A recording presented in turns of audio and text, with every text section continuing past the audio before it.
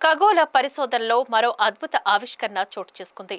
మన సౌర కుటుంబానికి వెలుపల ఓ చిన్న నక్షత్ర మండలంలో స్ఫటికాకార నీటి మంచు ఉన్నట్లు ఖగోళ శాస్త్రవేత్తలు తొలిసారిగా ధృవీకరించారు.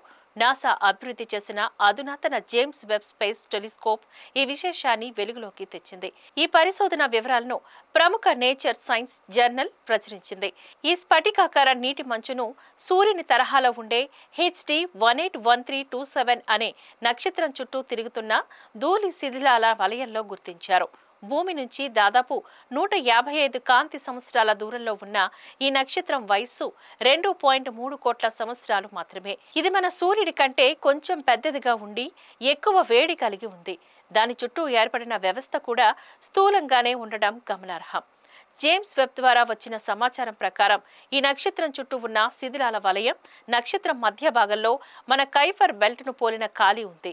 నీటి మంచుతో పాటు అది స్ఫటికాకారంగా ఉండటం కూడా స్పష్టంగా కనిపించిందని అధ్యయన బృందం ప్రధాన శాస్త్రవేత్త చెంగ్ జీ తెలిపారు. ఇది మన సౌర కుటుంబంలోని శనిగ్రహ వలయాలు కైపర్ బెల్ట్లోని మంచు వస్తువుల్లో కనిపించే మాదిరిగానే ఉందని చెప్పారు.